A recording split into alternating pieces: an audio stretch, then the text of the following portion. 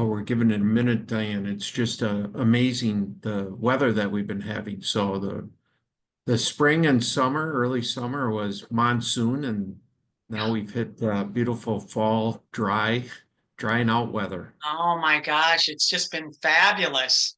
I mean, talk about an extension of the summer. Yes, dry, but boy, I'll take this anytime. Although our trick-or-treaters might have some challenge tomorrow, I think I heard.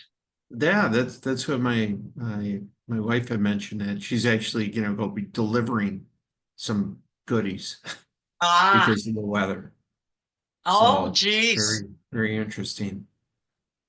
Well, for any of us that have been around for a period of time, of course, we've come to learn that that particular date can be all over the map for weather. I know I'm dating myself, but I remember 91 with three little kiddos, basically just Hmm. dumped on with like what, 19 inches of snow. Yeah, yeah. No, I remember that one as well Oh as my myself. goodness. Oh my Well, gosh. well, we're going to jump into it. Okay. Thanks for everyone that is able to take the time and join the webinar. Hopefully, you get a golden nugget or two out of this conversation. I'm excited about this subject. Really preparing for a successful business transition for business owners. It's a it's a hard subject. It's one that even our organization that we've gone through it quite a few times, and just really excited about having this conversation and with Dyanne Ross-Hanson, who I've known for a long time and have a lot of respect for her and what she's been able to do in helping other clients of ours through this whole process. And I know, Diane, I'm going to let you introduce yourself, but I know there's like a 7-step process, which we'll be kind of touching on a variety of those as we go through this webinar. But if you would just give the audience some of your background and experience, that'd be great. And then we'll get going. Thank you so much, Corey, for inviting me here today, as well as for thank you, BGM, for highlighting obviously a subject that I'm very passionate about. Um, the uh, the reality is, back in 2005, after working in the financial service industry for a number of years and really focusing on working with business owners, I came to a startling recognition in working with those owners, in that the first thing I recognize is that for most business owners, regardless of the industry, regardless of the size of the company, most owners, anywhere from 80 to 90% of their financial net worth is tied up in their business. And if you throw real estate into that, oftentimes it's much closer to 95%. The other thing I recognized way back when was that the demographics, the reality is statistics are all over the place, but greater than 75% of owners are scheduled to leave their businesses within the next 5 to 10 years. And yet the underlying universal business truth is that less than 1 in 3 of those owners have any sort of a intentional plan to monetize their value in this business. Because there is a universal truth. That is that every single business owner will depart their business, either voluntarily or involuntarily.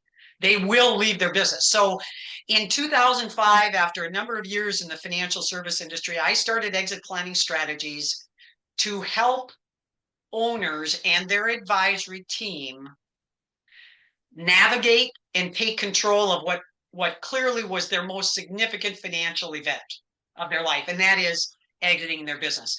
I work in helping to educate, evaluate, formulate intentional plans so that owners can depart on their terms to the party of choice and for the dollars they deserve. That's why Exit Planning Strategy was started. So there you go. So the subject matter that you've invited me to chat about today, right? 40 minutes won't give us enough time, but we'll do our best. Yeah. Yeah. No, and defining your success is one of the key things. And I know even for myself to think about that, it's like we're what does that success look like for 5 years from now?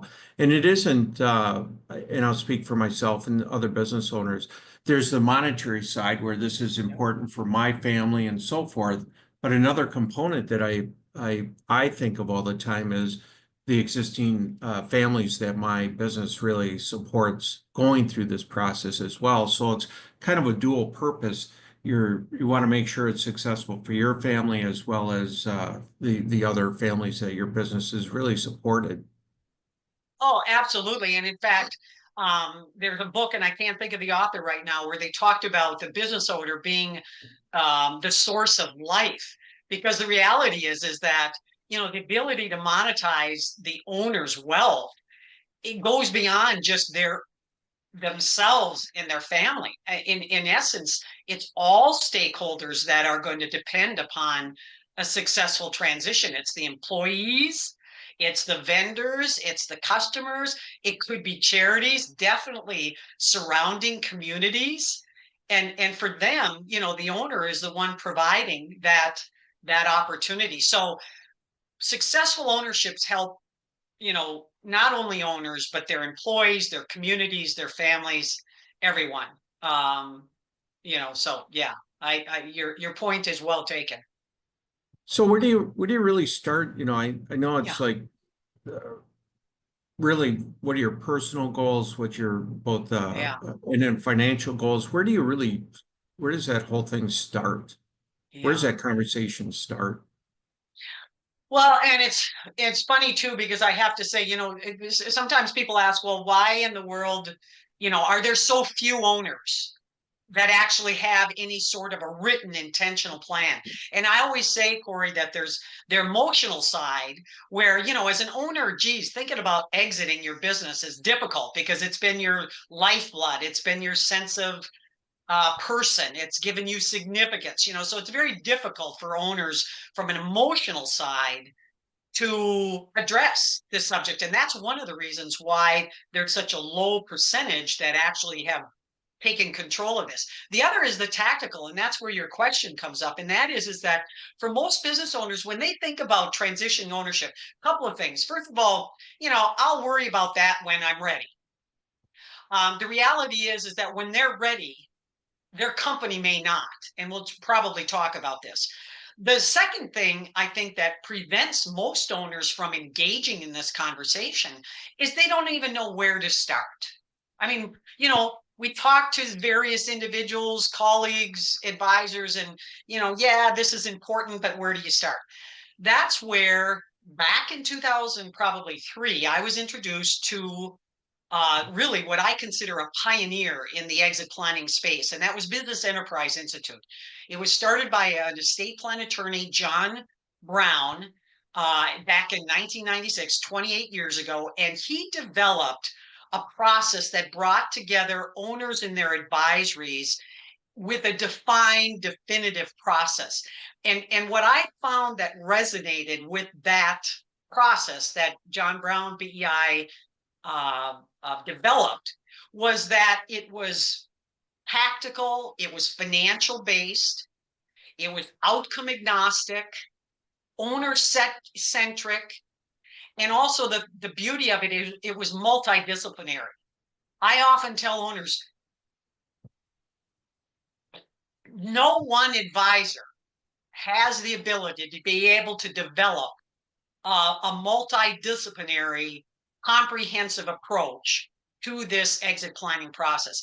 And the thing that I like best is that this 7-step process is, again, it takes you, the attorney, and the CPA, and the banker, and the financial advisor, the wealth advisor, the estate planning attorney, the trust officer, even the value accelerator. All of those play a role on this advisory team. So that really forms the core. This 7-step process, which we can talk as we need to, forms the core and the definitive foundation for the work that I offer in kind of directing this process. Yeah, yeah. You remind me of an estate attorney that I was talking to, that this has to be at least 10, 15 years ago. And he was talking about that he was walking out of the office with his client, and his client says, I just don't think my boys are getting it. And he said, John, you're 92. Your kids are in their late 60s. We're on the next generation. So again, Oh my in that goodness. particular case, the real owner and the driver of the business still was the 92-year-old, and really just understanding, having that conversation with whether it's the generation behind you or after you, or Oh my maybe it's goodness. not even that. Um, but then you talk about that it's this is one of the largest assets Absolutely. that entrepreneurs own. Can you talk about, how do you really assess the business value? Yeah, absolutely.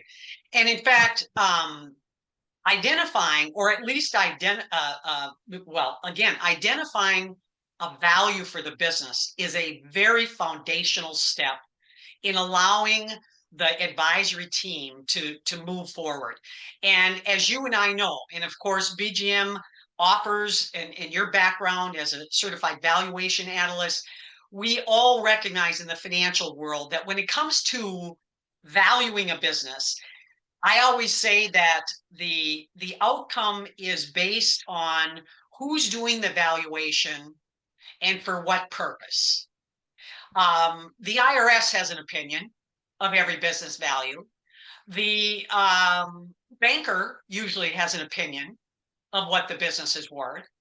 The marketplace has an opinion. And then, of course, there's always liquidation value. So by going through a valuation process, and again, you and I know this, and we've talked about it offline here, there's a range of value resource to every owner. You've got the back of the napkin option, which is oftentimes just a multiple of earnings before income, depreciation, amortization, EBITDA. And then you've got the on the other end of the spectrum would be an appraisal, which is only usually utilized within an ESOP strategy. And then everything in between, from a calculation to a certified valuation to something that's defensible in a court of law. So, when we talk about valuation, absolutely required. If the owner is thinking, I want to transition to an inside buyer, family, key employees, co-owners, the need for an appraisal may or may not be necessary. Even the need for a defensible calculation may not be necessary. But starting with something outside of the owner's opinion is absolutely critical, because by going through that process, the owner comes to understand those value drivers that impact the value of their enterprise positively and negatively, and they're able to make the necessary adjustments prior to implementation of any sort of transition plan. So value drivers, identifying what those are, which I'm happy to just run through, but valuation is a core first step in the process, no doubt. Yeah, and it's interesting rule of thumb, a multiple of revenue, and I'll even talk about the CPA firms. Multiple of revenue is, can be 0.8 up to 1.25 times, just really depending on what type of margin, what type of, Right. if you have a industry specialization, or if you're just high volume shop. So rule of thumbs can get you, like you said, a broad Absolutely. range.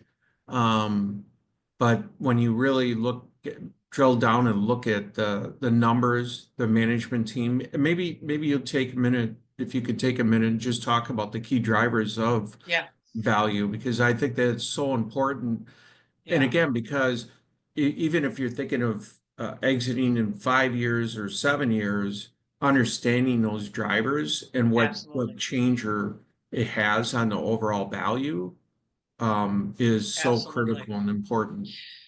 Well, and that's, when you talk about building value, one of the things that in this 7-step process, the first one is where the owner has to identify, what amount of capital, if any, do they need in order to enjoy financial independence as they define it.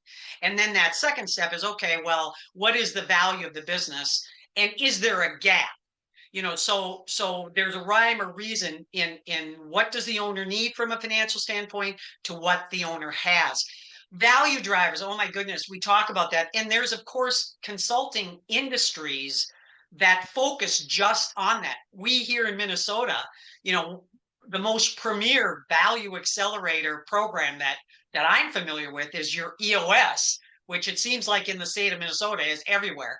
But when we talk about value drivers, variety of them, many of which are ones that BGM and your specialist can help owners with, because many are financial based. Audited and reviewed financial statements is huge. Having effective financial controls, which is again something that I know that BGM and the specialist offered. Having operating systems that improve sustainability of cash flows, documented sustained earnings, growth strategies, diversified customer base is a big one. In my opinion, one of the most important value drivers is a stable, motivated, loyal management team. And we may talk about this, but I'll take a moment. I always tell owners that regardless of who they are looking to transition to, be it an internal buyer or an external buyer, that management team is one of the greatest value drivers.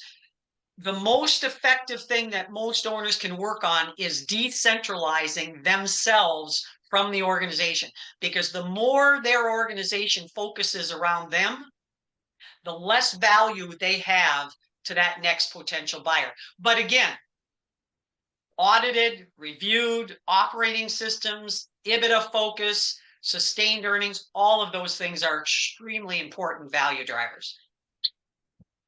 Yeah, definitely. In fact, I was just talking to someone within we've got a boutique M&A firm, and one of the organizations that the owners they met with is I think the EBITDA was 400,000 or 500,000 a year.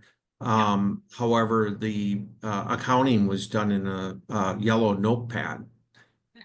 So which gives challenges, right? There's probably adequate cash flow, but how do you get a buyer potentially comfortable with something of that nature, right?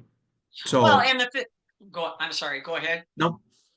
The thing is, with any buyer, obviously, yes, they're looking at the financials, but the other big issue that they're trying to evaluate is the risk associated with ownership of this company. And when you talk about, QuickBooks or a yellow notepad for financial, that doesn't give your buyer a lot of confidence. And that ultimately is going to be reflected in whatever success that seller is going to experience, which again, we may talk about this, but there's statistics all over that say for every business that goes to market, only 1 in 3 is going to sell successfully and in a successful transaction. And there's reasons for that, but yeah, that's preparing for that. In fact, a lot of times, Cory, a client will say, well, or an advisor will say, well, how early should an owner be thinking about this subject of succession or transition or exit planning? How early? My response is, if you're thinking of an external transition, like your or your ancillary offering at BGM, in my experience, an external transition, at least 1 to 3 year to get the company ready. If the owner's looking at maximizing the value. On an internal transition, which we may talk about, 5 to 7 years in advance is where, ideally an owner is at least starting to educate themselves as to what should I be thinking about. Yeah, well, maybe we can transition to that. kind of the pros and cons of transferring either internally or to an external third party. Yeah. Um, or I might just add, again, a question oftentimes, what are my strategies? Well, internal transitions to family, key employees, co-owners can take the form of a direct transition, or it can be something like an ESOP, an employee stock ownership plan. You also have that option of an external transition, call it a third party. That can be a financial, it can be a strategic buyer. And quite frankly, another option, well, two other options, internal, external. Another option is liquidation. And I don't mean that sarcastically, but the reality is not every business is transferable. And we can talk about what makes a business transferable, but not everyone is. And then the last one, which is another option, is the owner can choose to retain ownership for as long as they care, until death. I've got one right now that I'm working with that's exactly what they intend to do. It's a family business. They don't intend to give up ownership, the majority owner, until point of death. The other thing is I had a conversation with an owner last week where surprisingly he said, I never even thought about that. You mean to tell me that I can actually retain ownership but and not have to transfer it? I said, absolutely, that's an option. You got to make sure you've got a team that's willing to lead the company for you, and that's a whole other subject. So internal, external, advantages, disadvantages. Very simply put, I always say that if an owner is looking to maximize their sale price and minimize their risk and time for the transaction, an external transition, a third-party transition, is definitely going to be to your advantage.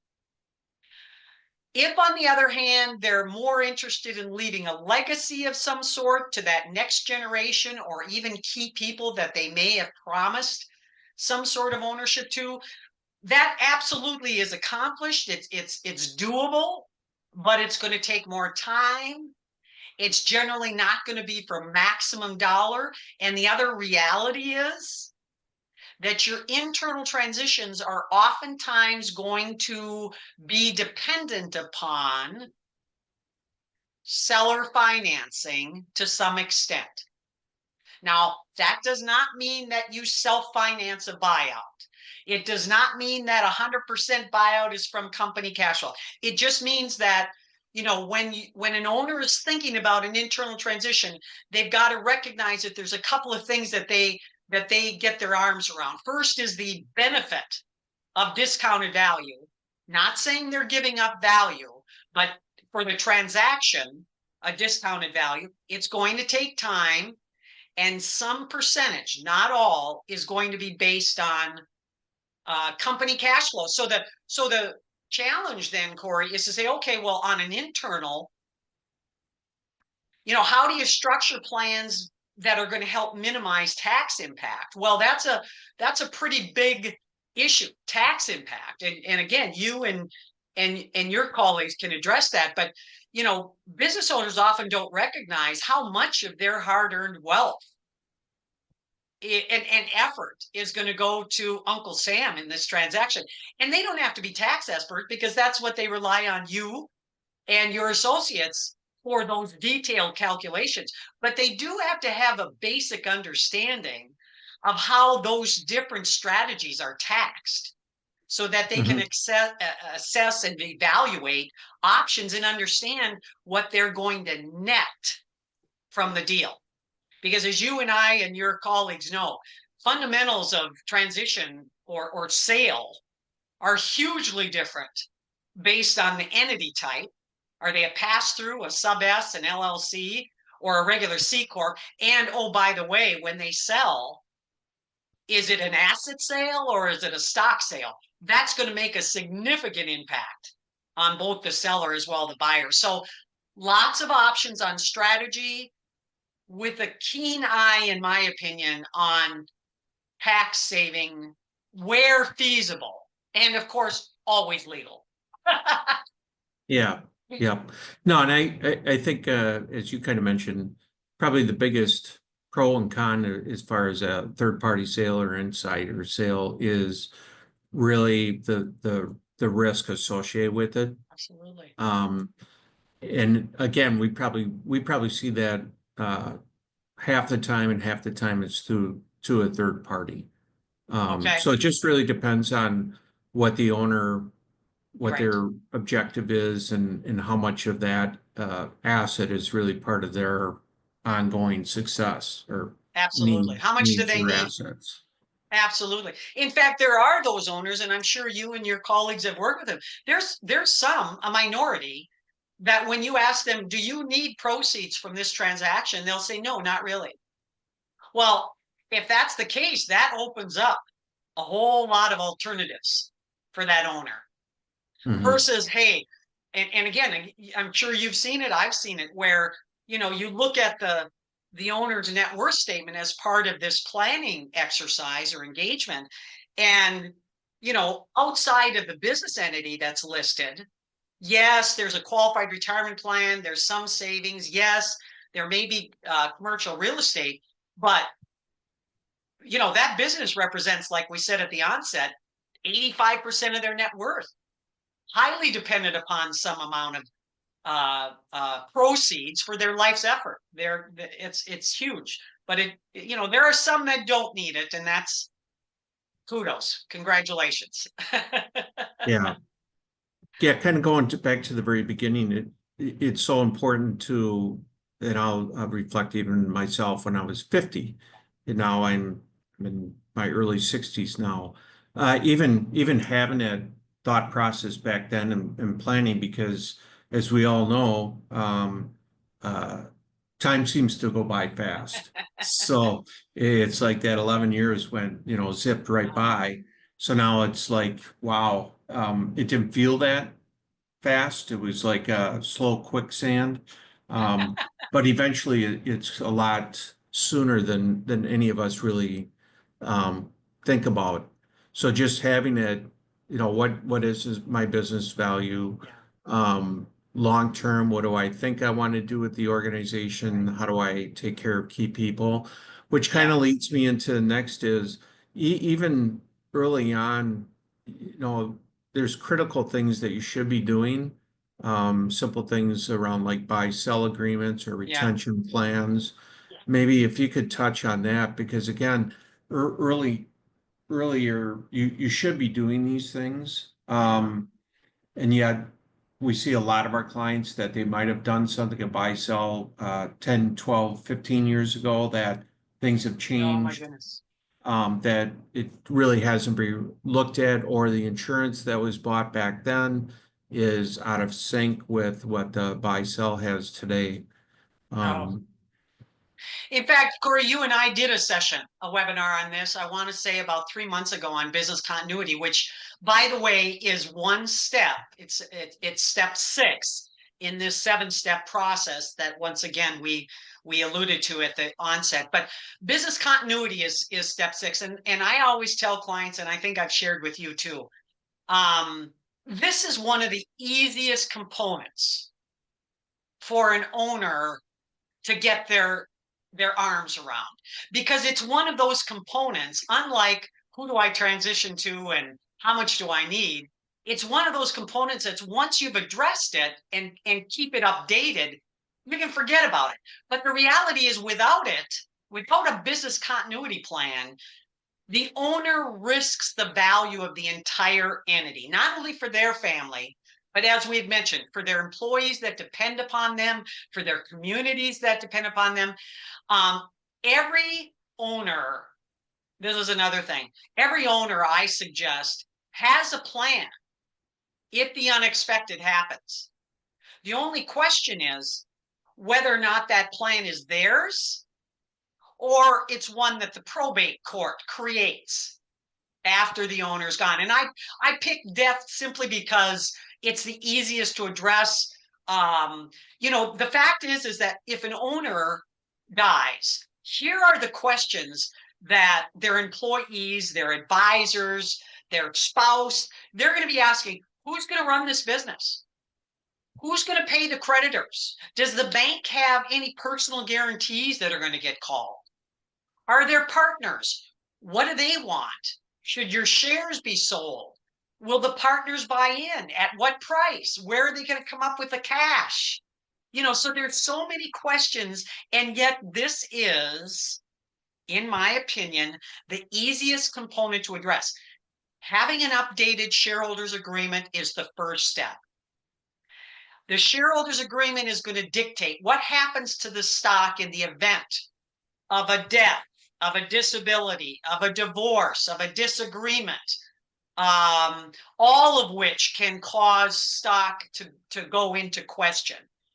By having a shareholders agreement, you take away the uncertainty involved with now being in business with a partner's spouse or a partner's second spouse. So the shareholders agreement, easy. It's going to provide stipulation for what's the purchase price, what are the terms, and that's another thing that we often see not updated is valuation in the shareholders agreement if they have one. The insurance, at least in the event of a death, is again such a manageable and easy solution. If the owners can qualify, they can basically shift that risk to the carrier. And this is a very simple explanation, very simple example. You and I, Cory, are 50-50 owners. Our business is worth 10 million, of course, at minimum. You and I enter a shareholders agreement that says, you know what, Cory, if something happens to you or me, the other is going to have the first right to purchase that stock, regardless of what spouse, family, key employee. The other party has the first right to purchase. And by the way, how are you or your estate? You're going to die. We'll pick on you. You die. I have the first right of refusal. Where am I going to come up with 5 million to buy your 50% ownership interest? Well, sure, I may have some back in the savings, but the reality is I'm the owner. I'm the beneficiary on a $5 million life insurance insuring you. You die, I get 5 million tax free. I turn that over to your family. They get tax free due to a step up in cost basis. And now I'm 100% owner of the company. My cost basis is adjusted by 5 million as well because I paid cash to your spouse. That shareholders agreement and the insurance funding is a must-have and the easiest part of our work. In my opinion. Yeah, you just make me think of it. It was quite a while ago where there was not a buy sell in place, and it was basically a 50-50 great partnership. But one of the partners passed away, and just like you mentioned, all of a sudden his new partner was the wife, who really had never been involved in the business. And the value, I mean, it was not pretty from a lot of respects, from the valuation to the buyout to now I have a new partner. That it's just a different relationship altogether. So, Totally. and like it you could be said, the it's pretty, demise. yeah. It could be the demise. I have an owner right now who is in the construction industry, and he's a sole owner, and his spouse, Cory, has said, I won't say the name, but if you don't get this taken care of, I'm not going to be whatever the case is. And the reality is that the owner doesn't want minority partners. So what we've suggested in that case is what they call a one-way buy sell, that basically says the sole owner says, okay, well, if something happens to me unexpected, I'm going to give you key employee group. There happens to be 4 of them. I'm going to give you first right to purchase the stock from my family. And they actually enter into an agreement where those individuals have the first right to purchase. And again, they then are the owners and the beneficiary on whatever amount of life insurance or percentage they want to pre-fund. In this case, I think they're going to pre-fund half. I think the business is worth 10 and they're going to insure for 5, and the balance they'll just enter into an installment agreement with the spouse and pay out over a 10-year period. It's an easy solve. Right, but then again, that's where you're talking about, retention plans, identifying your Right, key people and what right. is our plan. And it isn't necessarily that you have to give them ownership. No, It's just a compensation package with providing some upside with them. And that can be done again without giving ownership, but it's still the employee feels valued, understands their absolutely, participation and how they will, as well as their family will benefit from this absolutely. this relationship with the business owner. Yeah. Absolutely. And again, as I had said earlier, the owner's job is to decentralize them. And a lot of times, Cory, like just like you mentioned, trying to engage somebody, a bench, a secondary bench. That can be one person, it can be two, it can be five, however. But motivating and retaining that secondary bench is so very, very critical. Um, and sometimes that bench is going to go to the owner and say, well, I want some ownership. And that's okay. It's good to know. But before sharing minority ownership, think about some of those retention type plans that if an owner hasn't looked at, they absolutely should. Deferred compensation, phantom stock. It lets your key people be rewarded for helping the owner build value in the organization, just like equity, but not actual equity. So phantom stock is a plan that not only helps motivate the key employees, not only shares in value, but if structured properly, also acts as a retention tool because that's the key. The owner needs to retain that key bench until that point they decide to transition. And even after transition, it's not uncommon for owners to share a sale bonus with that secondary bench in order to ensure that they stay through the transition. Very common planning technique. So you bring up a good point. Retention is key. Yeah. This whole conversation just really, I'm kind of circling back, um, the whole process that, again, a business owner, they've normally not gone through this before. Maybe they observed components of it before, but Right. that's where a person like yourself, and that's why I was really interested in doing this webinar with you, Dyanne, is because just someone that has seen this before doesn't have anything vested other Right. than to help lay out a Right. successful plan. And it takes time. It isn't like, Absolutely. oh, we meet and, oh, here's a written plan and I'm putting it Right. in my drawer. And again, maybe you could just talk about just high level, kind of the 7 steps, and then Yeah. again, the process, even organizations that you might not be the business owner, however, you're part of senior management team and you have succession going on, you still would follow a lot of this process in Absolutely. identifying, success for Yes. defining the role and laying that, and then transitioning or having a backup on that.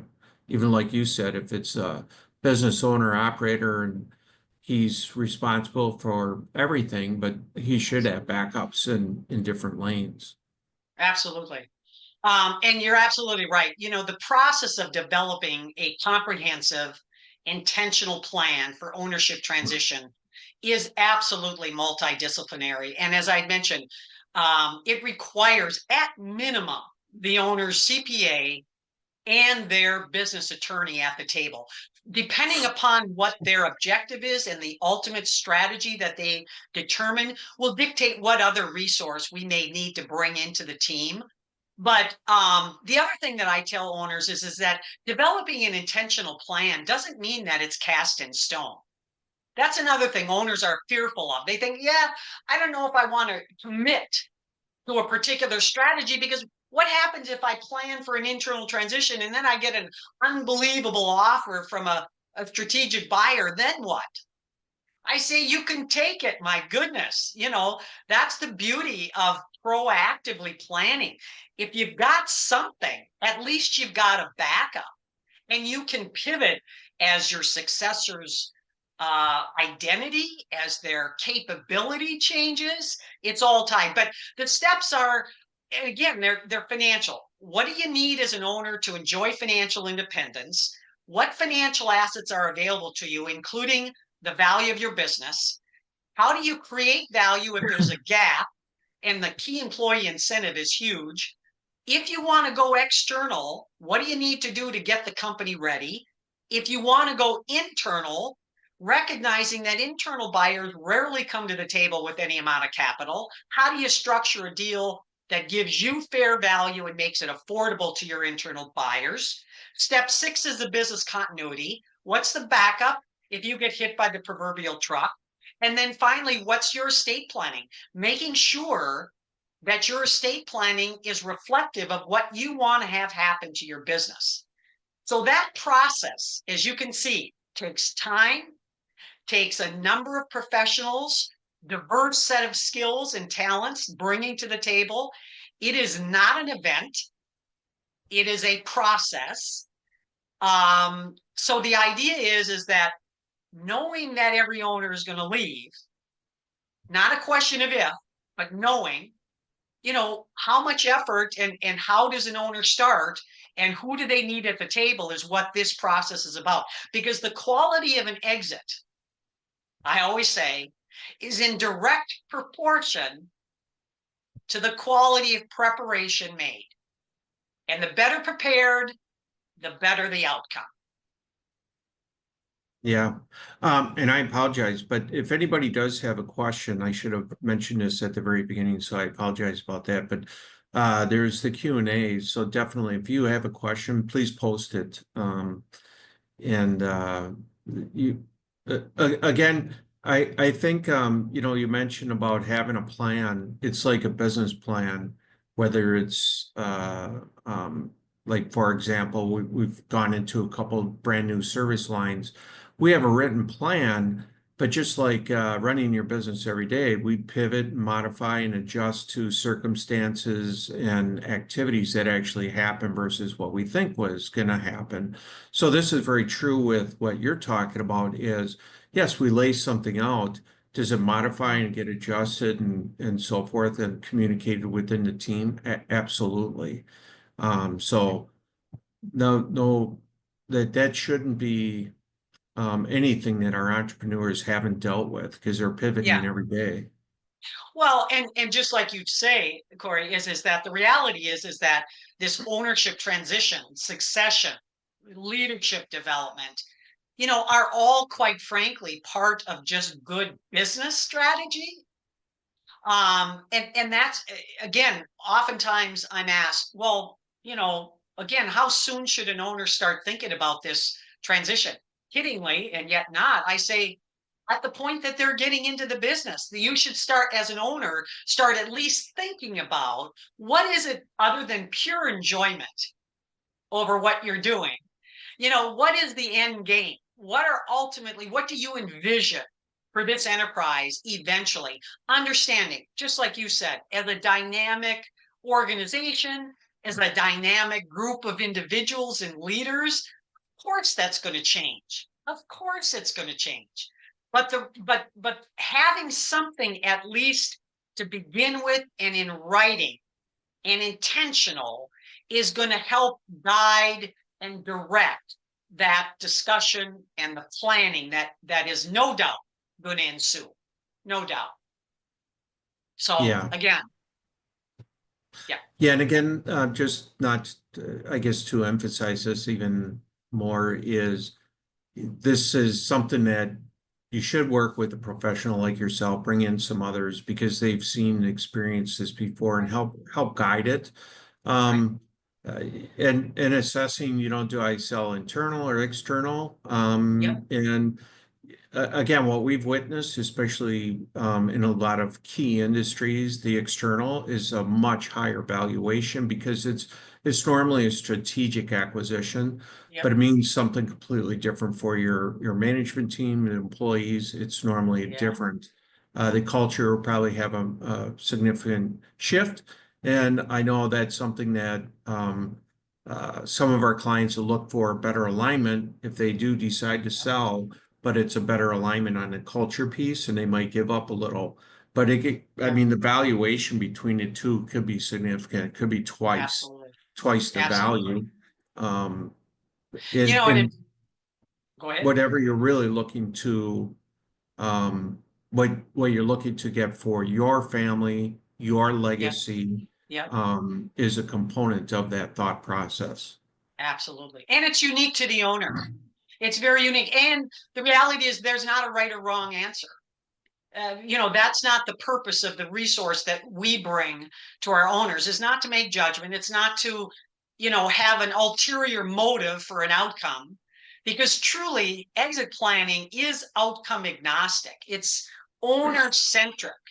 And that's what I think, like you had mentioned, the uniqueness of having independent resource, because exit planning is unique, perhaps even outside the scope and experience of an owner's current advisors. And that's not a bad thing. It's just the reality that specialized advisors are going to add value. And quite frankly, they're going to increase the likeliness of achieving a successful outcome.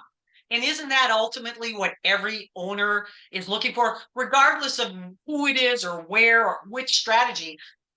For most owners, yes, it's been a pleasure building. It's been satisfying. It's given us purpose. But at the same time, most owners are also interested in that paycheck day. What happens when we finally get to monetize my life's work, our life's work? And that's really what exit planning helps to maximize. Early, started early. Yeah, this is probably another subject for another time, but again, what you make me think of, there was an estate attorney that I thought always did a great job is even figuring out this plan, but including not only just your wife, but your family Yeah, on what that plan is and what that means for family members to add clarity that, and there's a book, I think it's called Midas Touch, that I think does a great job in this area. But interesting. not only just developing the plan and bringing it to your team and within the business, but also, having clarity with your wife and Yeah. your kids. Um, and especially if you get further in your age, and I'm thinking of one client that they're in their mid 70s going strong and the business is thriving. But some of the kids are in the business, some are out, and what is the plan with the organization and communicate that within the business and then the Oh, family members to avoid issues. oh my gosh. Like you had said, Cory, and you bring this up, and family businesses are a whole nother ball game, and perhaps even a subject of a webinar at a later date. But what I would say is that in those type situations, what you're describing is just open communication, where the owner has to be able to articulate what they're thinking and be open to input from family members.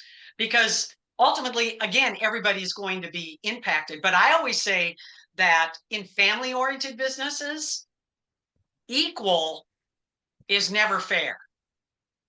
Equal transition to offspring that are active and inactive is a recipe for disaster. And the reality is that owners don't have to treat all equals with equal ownership in the enterprise. You can Mm. treat them equally, but utilize other assets to be able to equalize the estate, not ownership in a privately held company. Because here's the reality, and you may have experienced this too, Cory, in family business. And again, I know that's not, I mean, this is, you have, and I've got a client right now, two involved in the business, two outside. And of course, mom thinks dad, who owns the majority of the ownership, should bequeath, gift equal owners to all four children. Well, there's a reason that the two that are not in the business chose not to be in the business. Maybe they're risk adverse. Maybe they don't like the business, and now their inheritance is coming in the form of a quarter ownership in the company, which that they can't even choose to liquidate if they care to. because there's not a ready buyer and there's no tax. So my recommendation in family business is treat them equally, but not equally in ownership. Address estate taxes, which could easily throw off any ownership transition plan, and consider alternatives before coming to a decision. But that communication piece is essential. It's huge. That and leadership development. A lot of times owners think, well, because I've got a son or a daughter, of course they're the owners. Well, they're not always the best leaders. So Mhm. fractional ownership, or not fractional, or outside leadership is a reality for many family businesses and absolutely should be considered, but Yeah. without equity dilution. Anyway, Yeah, like you said, that's a whole nother other subject. But and again, I think hopefully that the people that are listening, that they're getting one or two nuggets, but it's really just having an initial conversation and starting that thought process with your key advisors to start thinking about it and laying it out. And it takes years, and it'll change and pivot, and so. That's God, we've covered a lot of ground, Dyanne. I always enjoy our conversations. Like I said, I get even some additional insights when we're talking. So again, hopefully people that are listening, they get one or two golden nuggets out of this conversation. And if you do have any specific questions, please contact myself or Dyanne. We will be emailing out this webinar to everyone that was able to attend and those that weren't able to make it. And Dyanne, again, thank you for your time and appreciate the conversation. And I appreciate everyone that was able to join today's webinar. thank you so much, Cory. Thank you, BGM, for highlighting. All right, bye-bye.